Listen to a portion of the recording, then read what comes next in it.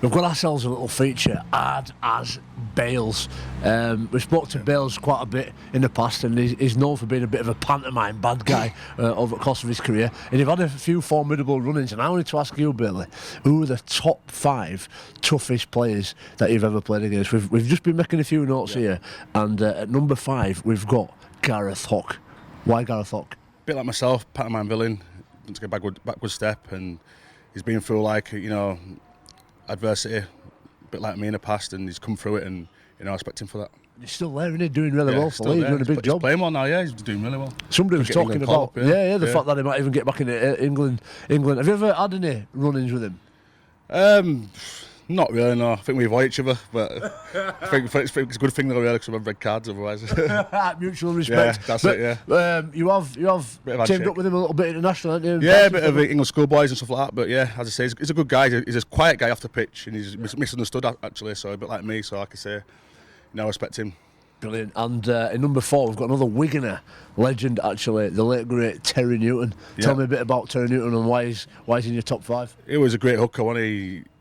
He just one of them hookers you could rely on to make tackles for you and get stuck in there. And I just think respect for him too. And I think we've had some run-ins with him as well. I've had some, obviously when I was younger, I had a few scraps of him, but he was only small, but he used to give it a good go. So yeah, he did. Well, I remember when he was at Leeds. When I first signed for Leeds, he was at Leeds, and when I played against him, if you tried striking football, he'd smash your shins, just kick hell out of you, and they don't do it anymore. No. What? Just really, it's something I've mentioned quite a lot. That not the game's not become sanitised, but the competitors and those real angry little men don't seem to be about anymore. Do you find that? Yeah, they do. Little Terry, little Jack Russell's out there, but we've been scared of the game. But I think they need to bring it back a bit now, don't they? Because it's getting a bit stale down there in the scrums. And at number 3, we've got the big Fielding, Stu Fielding. He had a brother called James Fielding, who was about 9 foot tall. He was the one who went on to be a formidable international player. He was one of the best in the world when he was at his zenith. Stuart Fielding, hard as nails, a fellow prop. Why have you got him in there? He used to battle against Big Barry McDermott when I first started at Leeds, and I could look at him and think, oh my God, he's like Arnold Schwarzenegger or something. But he went through a year where no one could tackle him. I thought he was one of the great players, and like I say, he's one down there, one of the legends. It was like a piece of marble. You couldn't do it with him. He'd run with the ball, and as a player, one of your targets is to get a decent shot, stop meters in contact, and if you can, put them on the back. You couldn't even put the bloke on the floor. Couldn't touch him, no. I remember like a shield ran him or something. He was unbelievable. Force field superhero. I don't know what it was. Stu Fielding was unbelievable. Now, somebody close to home, another Leeds lad, one of the proverbial warriors of the game, and for me, the Alexander the Great of rugby league, who wanted to conquer the old world, and that's Jamie Peacock. Yeah, I played against him. I'm with him. He's one of them players that you look at his stats and you can't replicate what he's done, and you think, how's he done that? Yeah. Like 30 hit-ups and like 45 tackles, and you try to go out there and replicate it in your car, and that's why he's one of the greats, and that's why I respect him. And he's one of the fittest props I've played with. And you just think, wow, just one of them players, wow, isn't it? You mentioned fitness. People don't usually associate props with fitness, but it's certainly a part of the mental toughness that you need to be able to perform at that sort of levels. And I remember when we used to do the 5-minute run, it was like Kip Tanui, this guy. He'd smash everybody all the time because you've got a decent engine. I think there's only Mark Calderwood who used to beat you. That's it, yeah. But fitness is a big part of it as well, isn't it? Did he inspire you, JP? Yeah, he did.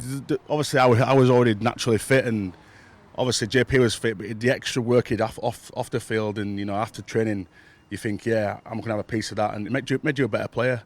Obviously, I took things for granted sometimes, but them little extra bits make you into a elite player, and that's what it was.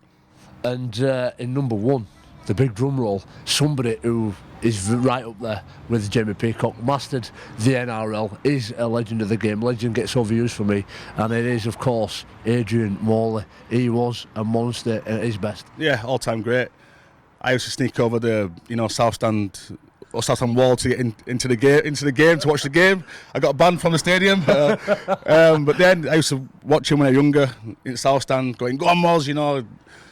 Childhood hero. And remember the time when Cassidy elbowed him in the head and cut his eye, and I was close to tears. And one of my heroes, like getting smashed. But I respect Moz. Went over to Australia and did both sides, and not a lot of forwards can do that. No, definitely. Smash both sides, and big respect for him, and he's a legend, like you say. We all have those moments when we're on end of an hiding as well. I've been on end of most. I'm on end of them most weeks, to be honest with you. But there is one particular moment when a huge player, Bradford player and all, give you a bit of a big shot. Who was it? And just tell us what you remember. It was Joe Vangenaar. I don't remember a lot, to be fair. I think we kicked off at Oddshill, and that was it. I was a bit on my back. I think I put my head wrong place and knocked me out, and I would try to get up, but nah, legs and none of it. That one of the biggest hits I've ever had off Joe Vangenaar. You know, like a fridge, innit?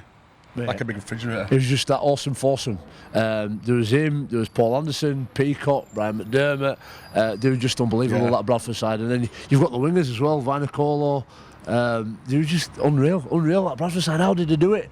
It was a shame that it's not quite still there. Yeah, it was a massive derby, wasn't it? It was a massive derby. Well, Bales, that's awesome. It's a bit of an insight into you guys out there who Ryan Bale is, hard as nails, tough characters that he's played against over the course of his career. Maybe texting, tweeting, whatever it is, send us your top 5 and let us know what you think.